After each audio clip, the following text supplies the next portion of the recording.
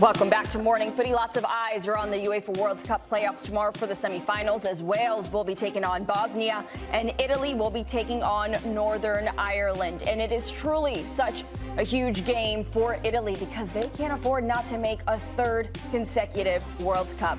They didn't qualify for the 2018 edition in Russia. They didn't qualify for the 2022 edition in Qatar. Can they qualify for the 2026 edition here across the U.S., Mexico, and Canada?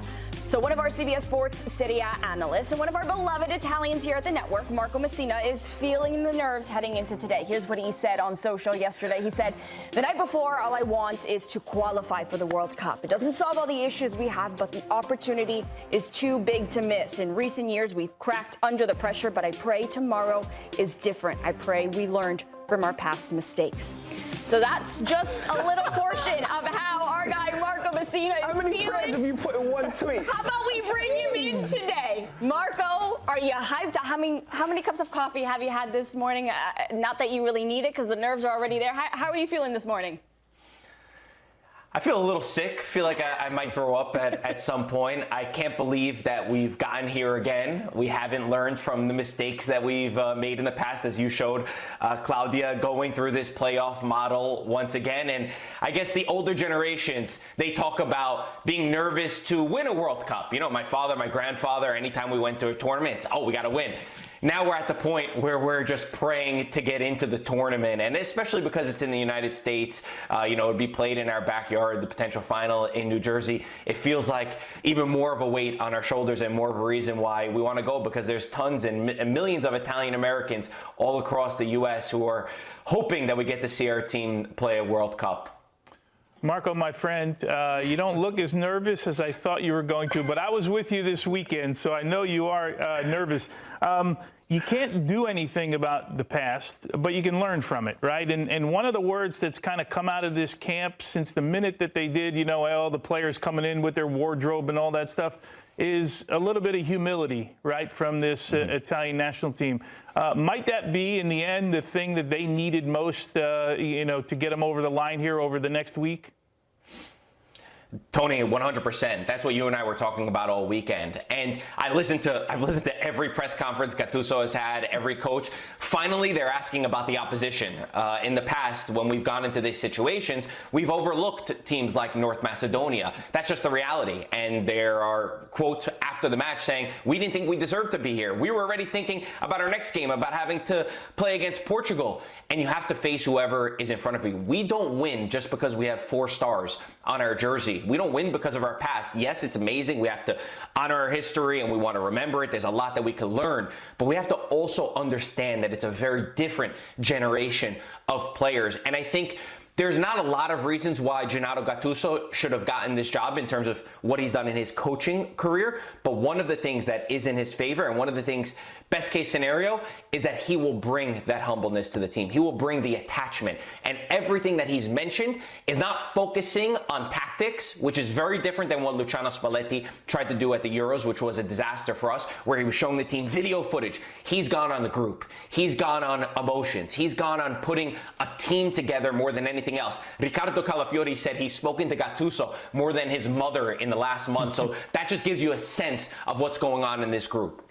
I just really want to quickly bring in part of the quote that Gattuso had. You said that you listened to everything that he had to say. Here's just a little portion of what Gattuso had to say ahead of the pressure of the playoff. He said, "It's undeniable that there's nervousness. Only someone without blood running through their veins wouldn't feel it. But we need to do a good job of transmitting a lot of positivity." I think Gattuso's smart. I think he's trying right there to say, yes, there's some nerves, but he's putting it out there so that it's one and done. It's out of the way. Now, I'm going to disagree a little bit with Tony. Tony said that you don't look nervous. You think he does? I'm glad that you are not standing in front of the Azzurri today to give the team talk, because that wouldn't work. I think Gattuso will be strong. That's the way he played. And I think we'll see the right message to have players go on the field and give everything. Bob knows me well. He already knows me. Yeah, that's why I'm here in Brooklyn and not going to be in Bergamo for tonight. And I think you're right, Bob. And I thought it was interesting hearing your words before in your last segment where you said to take the pressure off. I sent in, if we could pull up the newspapers in Italy and just how important today is for Italian football. These are the headlines in the main newspapers. And basically the gist of it is, do it for a generation of kids in Italy who have never gotten to see Italy play at a World Cup. If you're 16 years old or younger, you have no memory of Italy at a World Cup. How incredible is that? Gennaro Gattuso is the last player to ever play a knockout match for Italy. That was in 2006. So today feels dire also to keep the fire alive. Of course, Italy's a country that loves football. It's still our number one sport, although we're starting to do well in other sports, as we've joked about with tennis, with Yannick Sinner, in baseball, in rugby. We also need to give kids an ability to see our country at the World Cup. And I definitely think Gattuso understands the weight of this assignment and that he can't overlook any opponent. Marco, I want to play into some of the Italian ideals that I've kind of grown to love. The faith, family, and football, right? The 3 Fs, as you run by and you stand by. So you talk about your history. How important can you translate that history into today? And how does Gattuso utilize that history in a more positive sense rather than thinking about the nerves? So I think the best example that I could give is the way that Gattuso is trying to manage the team is similar to what Marcello Lippi did with the group. Again, 2006, winning the World Cup, the last time we played in that knockout game. And Lippi came out giving an interview saying Gattuso reminds him of himself in the sense that he does not want to focus necessarily just on the tactics, but it's about getting a group together. He left off key players. Tony and I were disagreeing with some of the players that he left off, the likes of Michael Kayode, who's doing fantastic for Brentford in the Premier League. Zaniolo is in pretty good form. Orsolini, there's a lot of examples of that.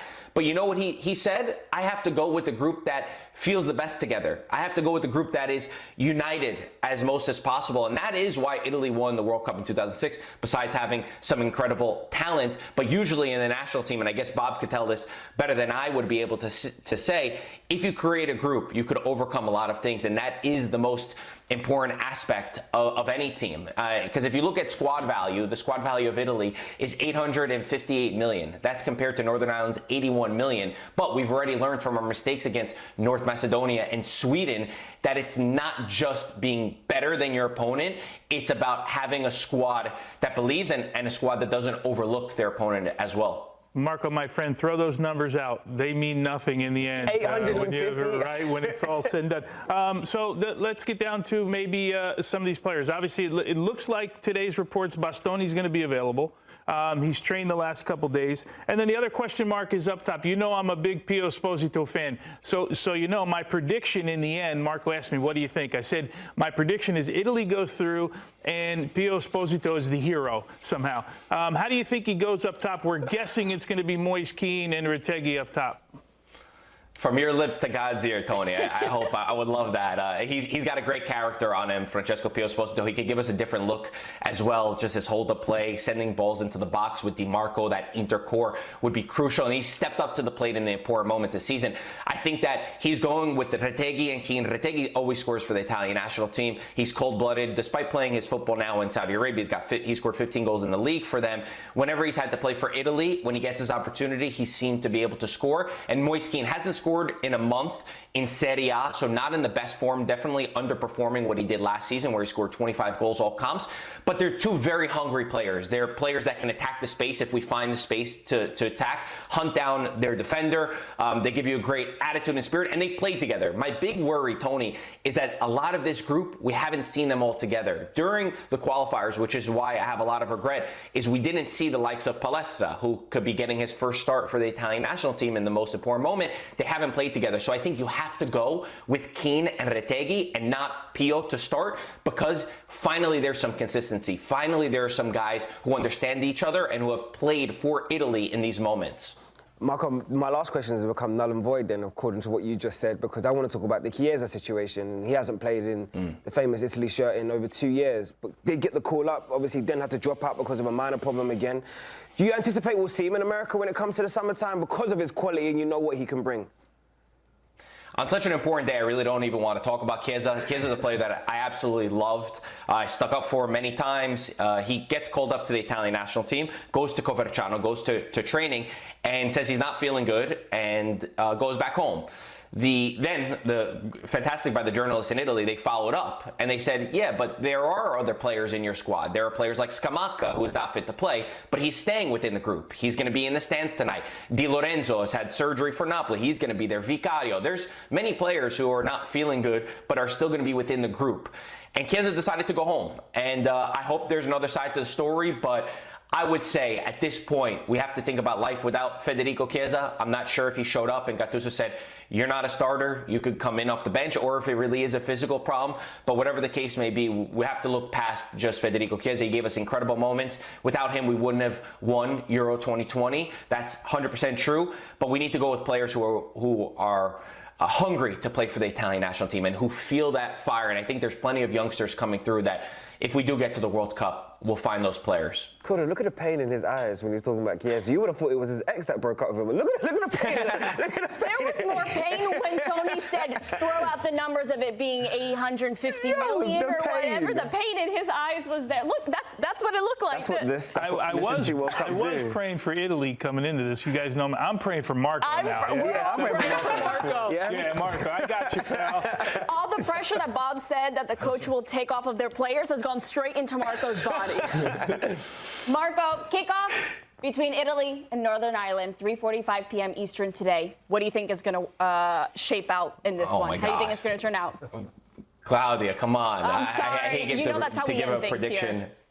I really hope that the team scores early, because I fear, again, there's a big character issue within the squad. I think even more than the quality issue, it's a character issue that's let us down in the past. If they don't score in the first half, I wonder if they start feeling the ghosts of the past come back to haunt them. I'm going to go with Tony's prediction. I'm going to go that Francesco Pio Esposito gives us the winner in this match. Bravo, and I'll say that we win. I love that, Marco. Let's finish on a high. Let's go, Marco. I feel better. Thank you, guys. A little happiness. Marco, thank you so much. Cut the coffee. Switch to some water for a little bit. Get in a nap before that kickoff. You need something to calm yourself down. You think he's going to sleep right now? He's not going to sleep. He's not napping. I'm going for a 10-mile run. Thanks for watching this video from Morning Footy. For all news and insights regarding leagues around the world like EFL, Serie A, and all UEFA competitions, both men's and women's, don't forget to sign up for Paramount+.